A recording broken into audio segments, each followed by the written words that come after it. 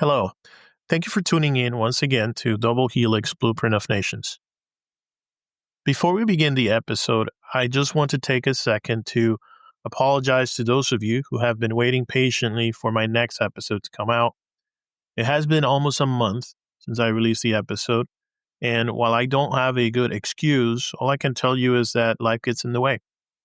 Sometimes you underestimate all of the work that goes into creating a podcast, and I want to make sure that I release episodes and content that is useful to you, but that's also of high quality and where I can put in the best work that I know how to put in.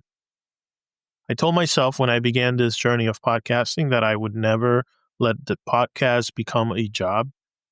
And so I had to step away. But now I'm back. I think I'm ready to get back on the horse to start telling you stories that matter once again. And so we are going to begin our 8-part series on the breakup of the former Yugoslavia. We begin with episode 1, the Mosaic State. I hope you enjoy it.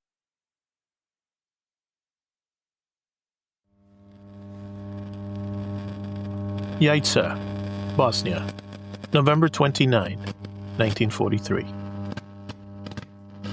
The air is crisp with mountain cold, carrying the scent of gunpowder and possibility. Snow dusts the medieval fortress town as delegates from across Yugoslavia gather in a simple stone building. Outside, partisan fighters stand guard, their breath visible in the winter air, rifles slung across shoulders that have carried the weight of 2 years of resistance against Nazi occupation. Inside, a man named Josip Broz Tito, a Croatian-born metalworker turned communist revolutionary, addresses representatives from Serbia, Croatia, Slovenia, Bosnia, Montenegro, and Macedonia. They are intellectuals, peasants, workers, and fighters, united by their resistance against fascism. Many bear wounds from battles, all carry invisible scars from witnessing the brutality that has torn through their homeland since 1941. We're creating something new, Tito tells them, his voice firm with conviction. Not a return to the old kingdom, but a true federation of equals. Every nationality will have its rights. Every republic its autonomy. Yet together, we will be stronger than any of us could be alone. Among those listening is Milovan Dilac, a Montenegrin writer who has fought alongside Tito since the beginning of the resistance. Later, he will become one of Yugoslavia's most famous dissidents. But today, he believes. As he watches delegates from regions that have been slaughtering each other approve this vision of a unified state, he writes in his journal, "It feels like a miracle. Serbs, Croats, Muslims sitting together, planning a shared future after so much blood. Can this vision possibly survive peace?" In the corner sits Ana Ljubišaćijević, a young Serbian partisan whose family was killed by the Croatian Ustashi militia. She volunteered for Tito's partisans at 17 after finding her parents and siblings murdered in their home in a mixed village near the Bosnian border. Now, at 20, she watches Croatian delegates across the room with a complex mixture of comradeship and unresolved grief. "I fight alongside Croatians now," she tells a fellow delegate during a break. "We share bread, we share bullets, we share the same dream of freedom. But sometimes at night, I still hear the screams. How do we build a country on such foundations?" It's a question that will haunt Yugoslavia for the next 5 decades. How to construct a unified state from people who have both ancient connections and fresh, unhealed wounds.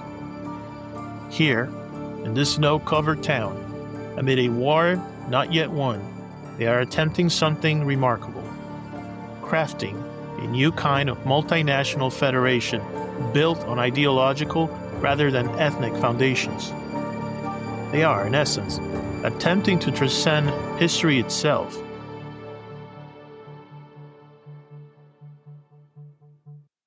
This is part 1 of our series on the Yugoslav breakup, the Mosaic State. You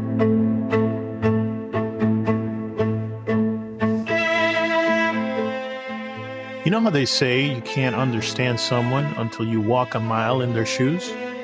Well, I'd argue you can't understand a nation until you've walked through its history. Not just the highlight reel or the sanitized version you find in textbooks. I mean really getting into its DNA. Those defining moments that shaped everything that came after. Those moments where paths were chosen, where decisions were made in palaces and backrooms and city streets that changed the course of millions of lives. I'm your host, Paul, and this is Double Helix, Blueprint of Nations, where we unravel the genetic code of countries through their most transformative moments. Think of it like ancestry testing, but for entire nations. We dig deep into the historical DNA, finding those crucial moments that made countries who they are today.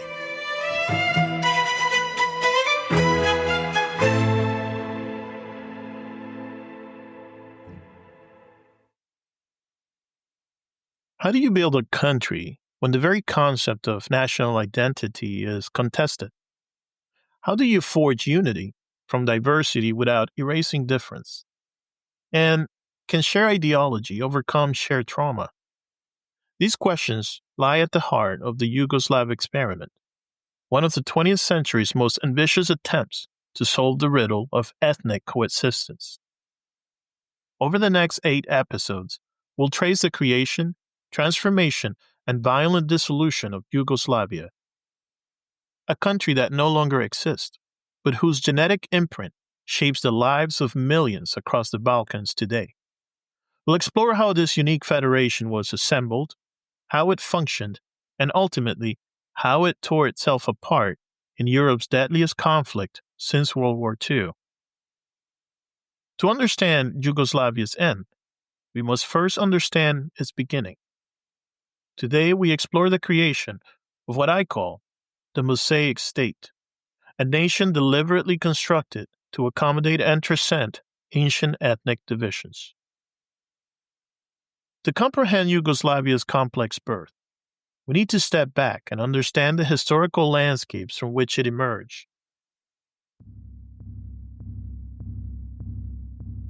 The Balkan Peninsula has long been a crossroads of empires, religions, and cultures, where East meets West,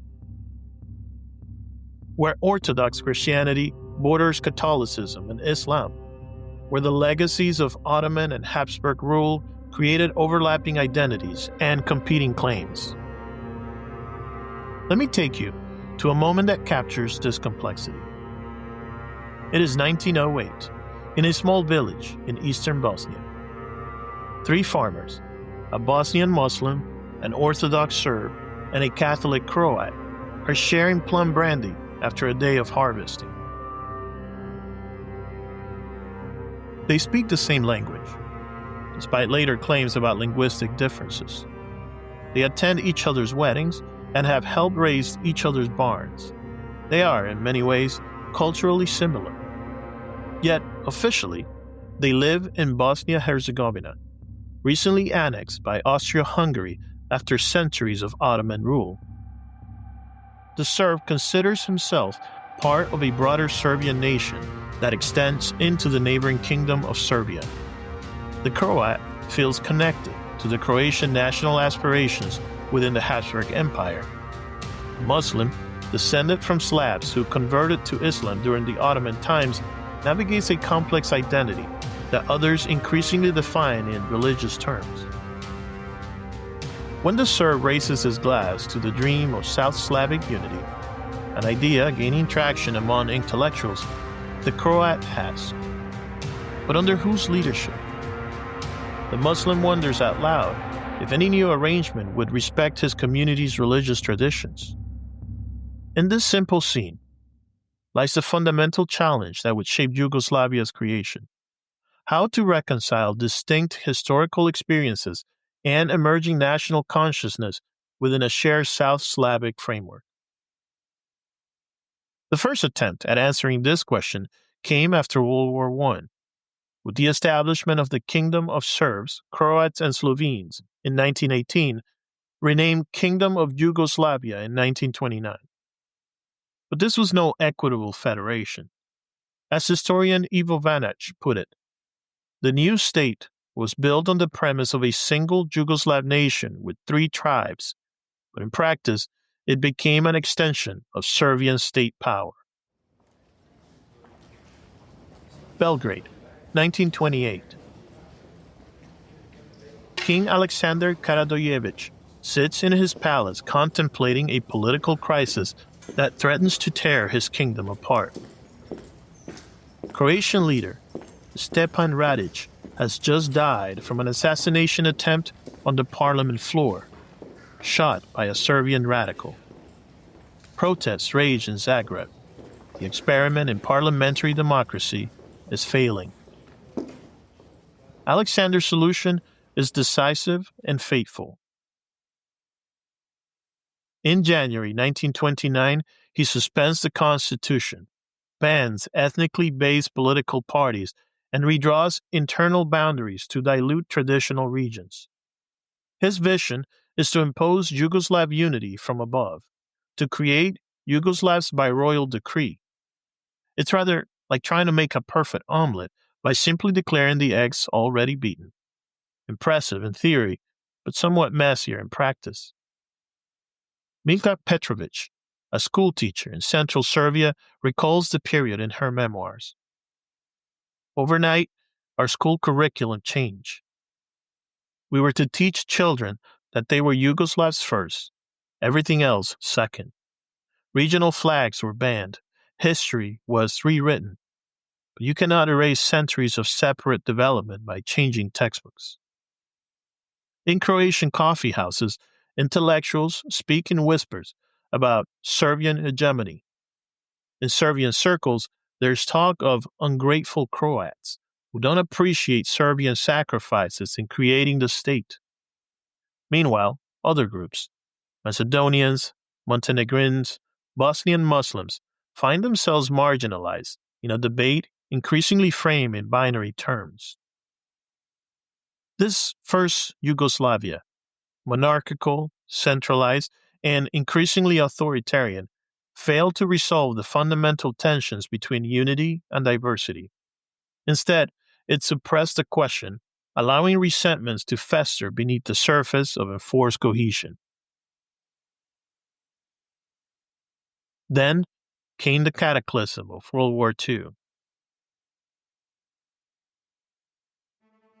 A period that would both destroy the first Yugoslavia and plant the seeds of its resurrection in a new form. The Nazi invasion of 1941 shattered the Yugoslav state and unleashed horrific inter-ethnic violence that would leave wounds so deep they would never fully heal. Zagreb, May 1941. Ante Pavlović, leader of the fascist independent state of Croatia, stands on a balcony addressing supporters. The Ustashi regime he leads has already begun implemented genocidal policies against Serbs, Jews, and the Roma. Their slogan, 1/3 killed, 1/3 expelled, 1/3 converted. That wasn't mere rhetoric, but a blueprint for action. In villages across the NDH, the independent state of Croatia, which included modern Croatia and Bosnia, the killing was intimate and ritualized. At the Jasenovac concentration camp, guards competed to see who could kill the most prisoners in a single night, often using only knives or mallets, in a grotesque display of efficiency. Estimates vary widely, but between 300,000 and 700,000 people, mostly Serbs, died at Ustashi hands. Let me take you to one such moment of horror. Glina, Croatia, August of 1941. Over 200 Serbian men are herded into an Orthodox church. They've been told they'll be forcibly converted to Catholicism, a terrible prospect, but one that promises survival. Instead, once inside, Ustashi guards lock the doors and begin the slaughter. Berkojovic, then a 12-year-old boy, hides beneath bodies as the killing continues for hours. He will be one of only 4 survivors. The screams eventually stopped, he later testified. But the sounds didn't. There was still the wet chopping sound, the dragging of bodies. When I finally crawled out from under the pile at dawn, the church floor was invisible beneath the blood. But atrocities weren't limited to one side. In parts of Bosnia and Croatia, where Serbs Chetniks gained control, Muslim villages were systematically cleansed. In eastern Bosnia, Chetnik forces under Draza Mihailovic implemented what internal documents called a cleansing action against non-Serb populations. In Montenegro, factional fighting took on increasingly ethnic dimensions.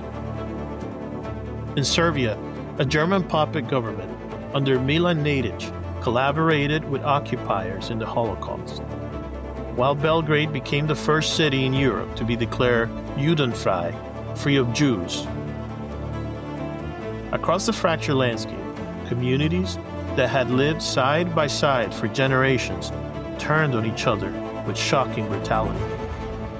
What made this violence particularly destructive to the fabric of Yugoslav society wasn't just its scale, but its character. It was neighbor against neighbor, colleague against colleague, carried out with intimate knowledge of victims and their families. Amidst this chaos emerges a communist-led resistance movement called the Partisans under Tito's leadership. Crucially, Tito's partisans' fight was not just against occupiers, but for a new vision of Yugoslavia: federal, socialist, and multi-ethnic. While the royalist Chetniks increasingly framed their resistance in Serbian nationalist terms, the partisans actively recruit across ethnic lines, promising a post-war order where old wounds will be healed through shared ideology. Goran Nikolic, who joined the partisans at 16 after his village in Bosnia was burned by Ustashi forces, later wrote, "What gave us strength wasn't just fighting against fascists. It was fighting for something. A country where what we had suffered could never happen again, where my Serbian identity would be respected, but where I could live alongside Croats and Muslims without fear." By the war's end, the partisans emerged victorious over both external occupiers and internal rivals. Their success gives Tito's vision legitimacy that the pre-war kingdom never achieved. They can claim, with some justification, to have saved the idea of Yugoslavia when ethno-nationalism had nearly destroyed it. This brings us back to that snowy gathering in Jace in 1943, where the foundation for the second Yugoslavia was laid. A federation of 6 republics with equal rights and autonomy, united by socialist ideology and partisan legacy. But how do you build a multi-ethnic state in the wake of genocidal violence? How do you forge unity when the wounds are still raw? This was a monumental challenge facing Yugoslavia after 1945. The communist solution was two-pronged: address legitimate national grievances through federalism, while simultaneously building a supranational Yugoslav identity through shared institutions and ideology. Let me take you to Belgrade, 1946. In a government office, planners are drawing boundaries for the new federal republics. A heated debate erupts over where to place certain mixed regions. An older Serbian official pounds the table. These areas have always been Serbian. A younger official, a true believer in the new order, responds coolly. The point is to move beyond such thinking. Republican borders are administrative, not national. All citizens will be equal Yugoslavs, regardless of which republic they inhabit. This was the essence of Tito's formula. satisfy national recognition through the creation of ethnic home republics, while simultaneously de-emphasizing their importance through worker solidarity and unified federal institutions. As the official slogan put it, brotherhood and unity. To make this work, it required both ideological conviction and practical mechanisms. The Communist Party, later renamed the League of Communists, maintained a monopoly on power but was organized federally. The army served as a unifying institution where young men from all republics served together, often far from their home regions, creating what military historians might call a brotherhood of shared complaints about military food. Perhaps the strongest bond known to mankind. Economic development was directed towards raising living standards across the country with deliberate investment in less developed areas. The system also required a delicate balancing act between historical memory. As historian Tony Ute observed, Yugoslavia after 1945 institutionalized forgetting as official policy. The narrative of shared partisan struggle against fascism was emphasized, while inter-ethnic atrocities were acknowledged but attributed to enemies of the people rather than to the nations themselves. We are now in Sarajevo, in 1961, in an elementary school classroom. Children from Serbian, Croatian, and Muslim families sit together learning about partisan heroes. The textbook shows fighters from all nationalities unified against fascism. 13-year-old Emir Vejic raises his hand and asks the teacher why his grandfather, who survived a massacre by Croatian Ustashi, still refuses to speak to their Croatian neighbors. The teacher hesitates and then replies, "The past should teach us vigilance, but we must not let it poison our future. Your grandfather suffered at the hands of fascists who happened to be Croatian, but remember, many Croatians fought and died as partisans too. This is why we build our new Yugoslavia on anti-fascism, not on old hatreds." This approach, acknowledging suffering while redirecting blame away from the entire ethnic groups, helped enable coexistence in the short term. But by leaving certain wounds inadequately examined, it created spaces where nationalist narratives could later resurface. The traumatic memories remained alive in family stories, whisper warnings, and private remembrances. Parallel truths that ran alongside the official narrative of brotherhood and unity. In Serbian villages, grandmothers would still make the sign of the cross when passing certain fields where massacres had occurred. In Croatian homes, families quietly preserved stories of partisan executions after the war. Bosnian Muslims maintained their own accounting of villages destroyed. These memories were not erased, merely driven underground, where they festered without the disinfecting power of open acknowledgement. By the 1960s, Yugoslavia had evolved into something unique on the world stage. A communist country, independent from Soviet control, a founding member of the non-aligned movement, and an apparent success story in managing ethnic diversity. Let me take you to another moment that captures both the achievements and contradictions of this period. We're now in Split, Croatia, 1967. A massive shipyard bustles with activity. Workers from across Yugoslavia, Serbs, Croats, Montenegrins, and others collaborate on building vessels for Yugoslavia's growing commercial fleet. In the evening, they gather at waterfront cafes, sharing stories in a fluid mixture of dialects that linguists insist are separate languages but that everyone understands perfectly well. Among them is Milorad Stojanovic, a Serbian engineer who moved from central Serbia to the Croatian coast for his job. His children attend local schools and speak with coastal accents. His neighbors are mainly Croats, but this rarely enters his consciousness. he identifies primarily as a Yugoslav. In Belgrade, I was just another Serb, he tells a foreign journalist visiting the shipyard. Here in Split, I'm from elsewhere, but not in a way that matters. We joke about our differences sometimes. They tease me about my accent, I tease them about theirs. But what defines us is our work, our shared projects, our common future. This was the Yugoslav dream at its most realized. A society where ethnicity existed but did not determine one's opportunities or relationships. It was, for many citizens, a genuine lived experience, not merely propaganda. Yet beneath this surface of successful integration, structural tensions remained unresolved. The federal system required constant recalibration. The 1960s and 70s saw a series of constitutional reforms that increasingly decentralized power to the republics, responding to concerns about Serbian dominance and economic inequality.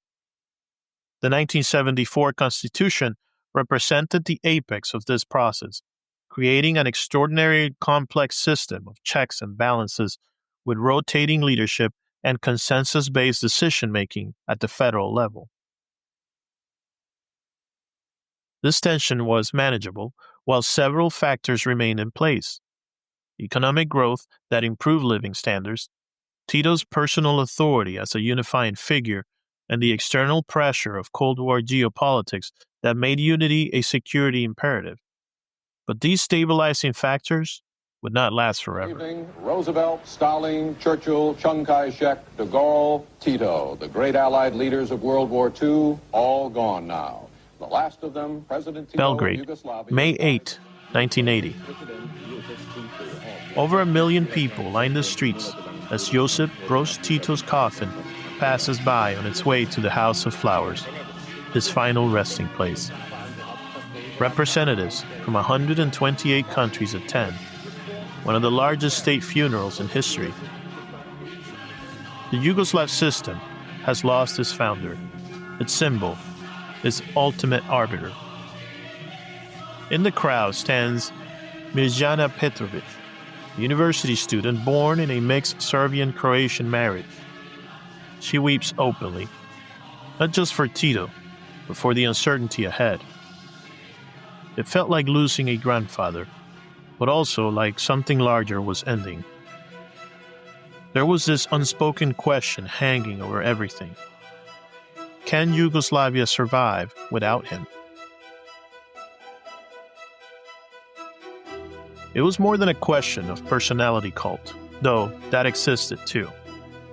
Tito had played a unique role as guarantor of the system, intervening when Republican leaders overstepped, managing the delicate ethnic balance, embodying the partisan legacy that legitimized the state. As a Croatian-born leader of a country often perceived as a Serbian-dominated one, his very identity helped balance competing nationalisms. As the funeral procession passed, the crowd spontaneously began chanting, "After Tito, Tito." It was meant as an affirmation of continued loyalty to his vision, but it also revealed a troubling vacuum at the hearts of the system. After decades of socialist Yugoslavia, there was no clear succession plan beyond a complicated collective presidency that would rotate between representatives of the republics. What few in that grieving crowd could foresee was how quickly the foundations of Yugoslav unity would erode in the coming decade. The economic crisis that had begun in the late 1970s would deepen. The Cold War that had made external allies value Yugoslav unity would end, and nationalist politicians would emerge to fill the vacuum left by Tito's death and communist exhaustion. The country designed as a solution to the national question in the Balkans would increasingly be redefined as the problem. The carefully constructed Mosaic State, with its interlocking pieces of different colors that form a coherent whole, would begin to fracture along the very lines it had built to transcend. Next time, on Double Helix, we'll explore the power vacuum left by the founding leader's death. the economic crisis that eroded living standards, and the institutional paralysis that prevented effective responses. We'll witness how brotherhood and unity began to unravel as nationalist politicians discovered the power of historical grievances to mobilize populations facing uncertainty. And we'll meet the key figures who would transform Yugoslavia's mosaic into a jigsaw puzzle with pieces that no longer seem to fit together. Until then, thank you for listening. We will see you soon.